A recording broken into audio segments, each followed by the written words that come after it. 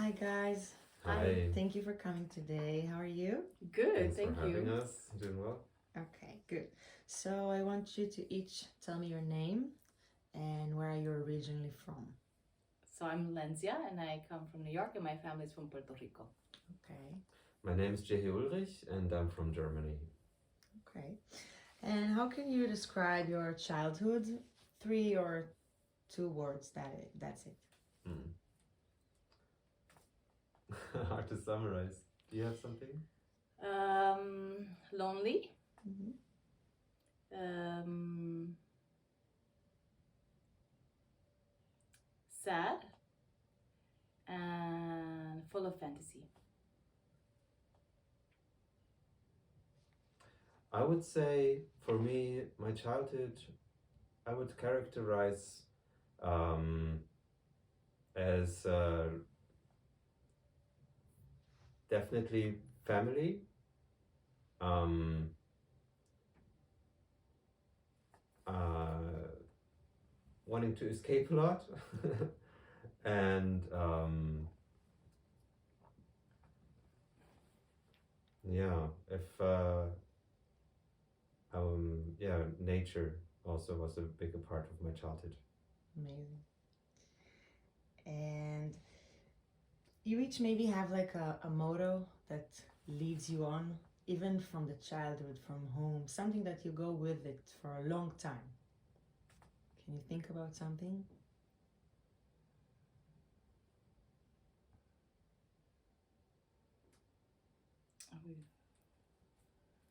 Hmm. I can feel it, but I can't put a word to it yet.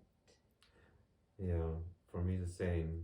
Um, with a motto, you would mean something like that's something that would define us in a way, or something that is important for us, or. It can be anything, something Mhm. that you go with your entire life. Theatrical. Theatrical. Okay. Can you tell me in a sentence?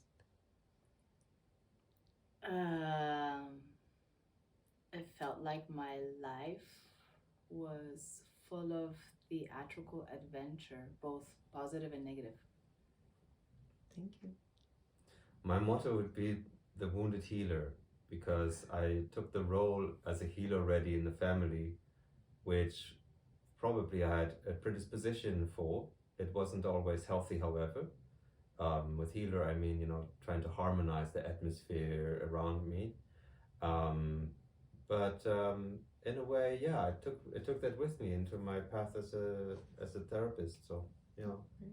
So can you tell me a little bit about what you're doing today regarding your job, your work with people? Yeah. Nowadays, what I do mostly is that I help people to get through trauma.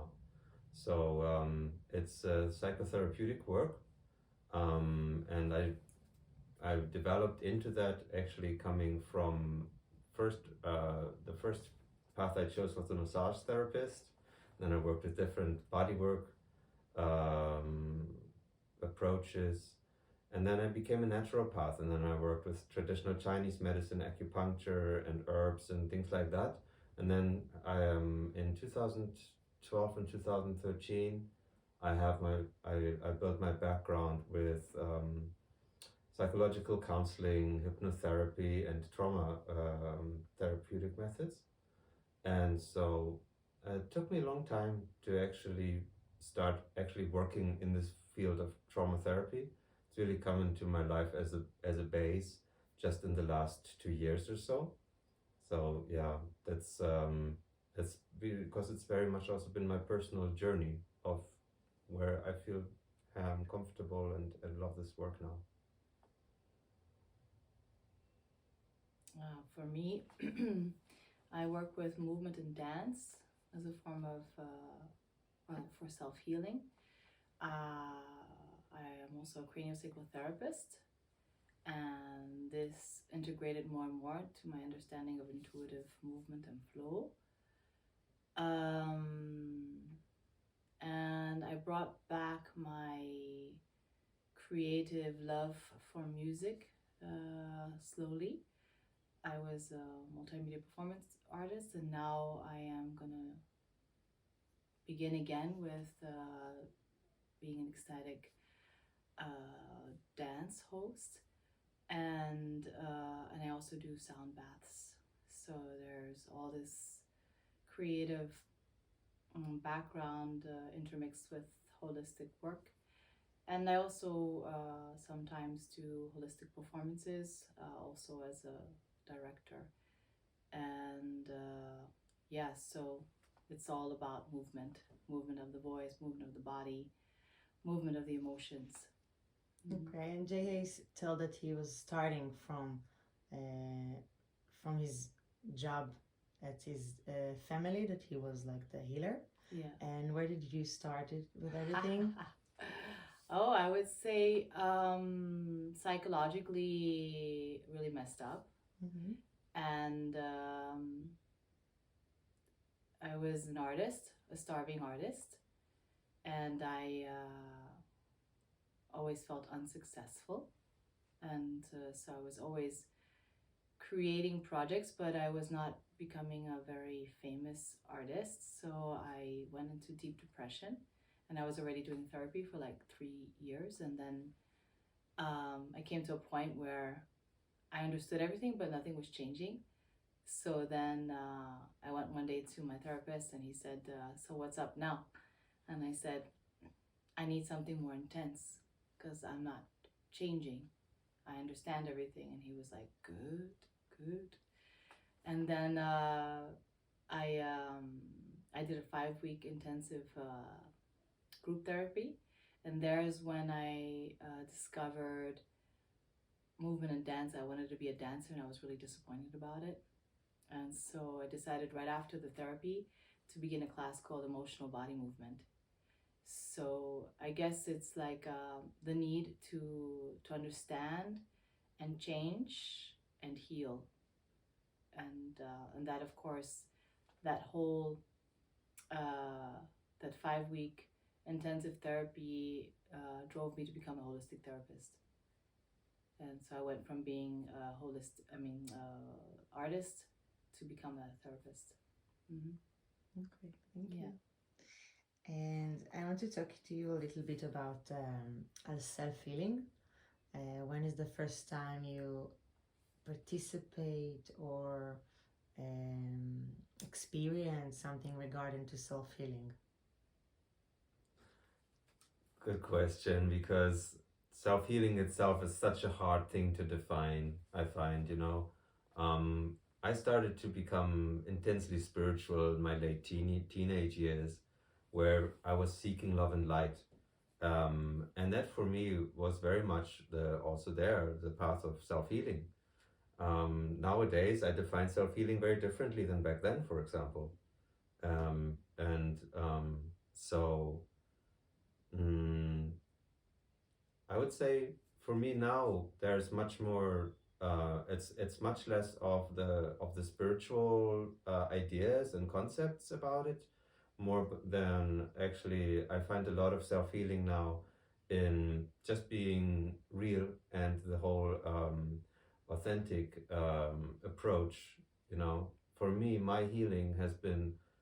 I can tell you. I told you this. Like, I have this background with all kinds of natural healing stuff that I've been putting my mind into, my hands into. And it's been my own struggle of self-healing too. So I just found my greatest remedies not through these approaches, but actually through identifying where I have my masks and putting those down, and then dropping more into my body. And then the self-healing kind of happens automatically. One doesn't need to force it anymore. That's kind of well, I would say that's what it means for me. Okay. For me, it's taking responsibility and putting it into action.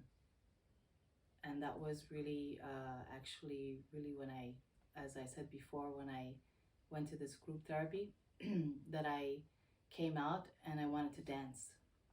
And I felt like I could really, I felt more free. I felt like I felt rebirth, actually, like I could just begin again. So that was, I think, really the first time for me, and I wanted to also share with people. So it was like the combination of like me feeling like, oh my God, I got it, you know, and then wanting to share it right away. And ever since, you did more workshops and retreat and therapy? It started first with uh,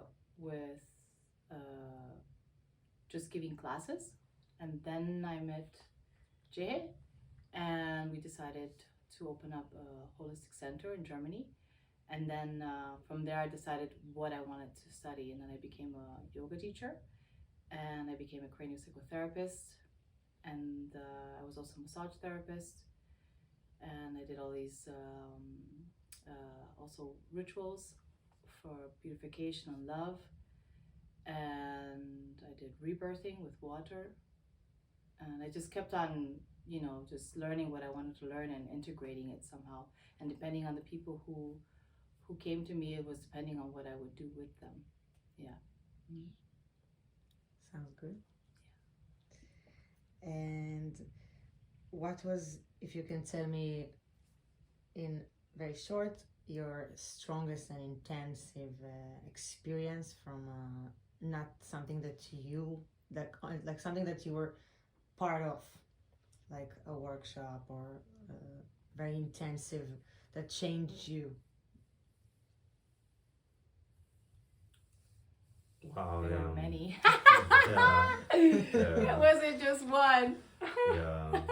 It's always transformational when one has when one is with people who go through a transformation, right? Because we're so connected as human beings. Like we always somehow have so much exchange of energies and resonance of the heart, so that when it's like when there's somebody having a process, it's also kind of my own process. Mm-hmm. So it's yeah, I would say maybe the most intense what I experienced was guiding a breathwork session for over 100 people, where it was going absolutely crazy, and so many people went into beautiful catharsis and released a lot of energy, and just to feel that vibration in the room, in the group, in the room while facilitating that was very, very transformational and strong for me. Well, I seem to have had like extremely strong experiences in like retreats that were spiritual, about spiritual evolution, and looking at my shadows. So I basically just flipped out and yeah, I was allowed to scream and allowed to experience my darkness, I think. And this is more than once, and it was like different places, different types of spiritual shadow inner work. Yeah, there's been quite a bit, but those are my biggest intense ones where like a part of it is the child that needs to let something go, and the other part is spirited. Okay. And something you can't explain and understand. Through time, I understand more about, let's just say, the spiritual realms, and also through time, I'd say that my inner child is she speaks in different time frames of my life. You. Okay. And can you tell me a little bit about your relationship? Yeah. Yeah, we have been a couple for quite some time, around 10 years. Yeah. And had been married and did a lot of crazy things together. Yeah. And we had a holistic center together as well. Yes, we were business partners. Yeah. And now again. Yeah. And now we are friends. We were capable of letting go and becoming friends, and that was also like a transitional phase. Also working through some issues as well, and trust on a new level. And we decided, therefore, also to work again together. It sounds amazing. Yeah, Yeah. he's my best friend. So. Feels like the best basis also to work with people, because we can understand each other without needing to talk. So I think, when one wants to work together with this kind of sensitive work we're doing, it just feels most comfortable having this kind of trust relationship. Yeah, we can also like directly talk about issues, which is super important. Yeah, the reflective work is also great. Yeah, so we trigger each other and then we talk about it, and we're able to get through the conflict pretty quickly and apologize. And things you learn in long-term relationships. yeah. So. Mm-hmm. And now I want you to tell me a little bit about Loloma. Loloma is a Fijian word that means love, and it has many deep meanings, because in the Polynesian languages are very simple but very deep. So every word has many meanings, and so just imagine all meanings of love being in that word. We started to use that word for our projects back in Germany with our holistic center. It was the Loloma Center, and we got back into it now with our retreat work, working with the word Loloma, because it just feels like it really resonates. It kind of has a good stable basis feeling for us. Actually, we decided to call the land that we own in Portugal Loloma, because there we do classes and workshops. Mm-hmm. So your base is in Portugal? Yes. Mm-hmm. Okay, and you do around the world retreats and workshops, or only stay in Portugal? Yeah, we're planning to do one in Germany also, coming up in December. Yeah, for this year you scheduled something in Sweden, and we've got something in Germany. Yeah, and so, in Portugal. Yeah, this I'm always open to see where possibilities arise and where the people want to book us. So yeah, it can be definitely invite international. us. Yeah. Mm-hmm. And this retreat is coming up? Yes, we have a one-day retreat coming up in November, Mm-hmm. and then a 4-day retreat coming up in February, and then we also work individually. So, for example, I'll be in Sweden doing some individual projects. So, yeah, there's the one day retreat in November is in Algesur in Algarve, and then a 4-day retreat as well in February. And in December, we'll have a 1-day retreat in Hamburg. Maybe 2. Maybe in Berlin. We're in the process of seeing if we can do 2 while we're in Germany. Mm-hmm. And what do you think you have to offer to the universe together? Together? Yeah. Well, I think we represent male and female, which is, we really agree that that's very good.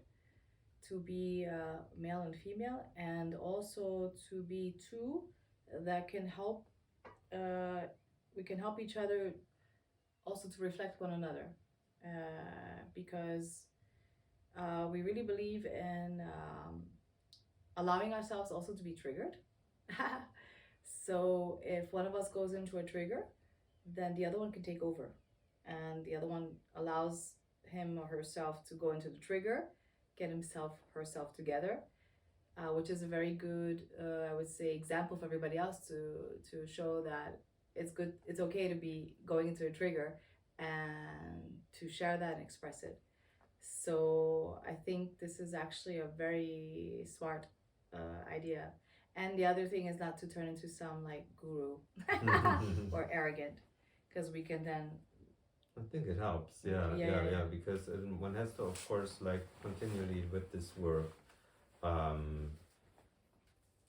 check in of how to position oneself. And our work is really based on working with people only on the same eye level. When there is a hierarchy, which sometimes people kind of want or project even, then actually it's not possible to do what we want to do. So maybe that's a good gift to share together. Mm. And this November, you said you have a 1-day retreat. Can you tell me what's going to be in it? Yeah. Well, somato emotional release, somatic movement and dance, ecstatic dance, sound bath.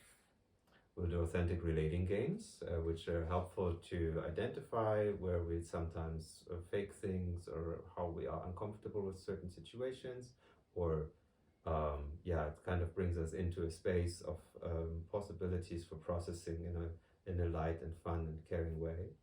So we'll do that, and then also I'll be guiding a transformational breathwork journey there.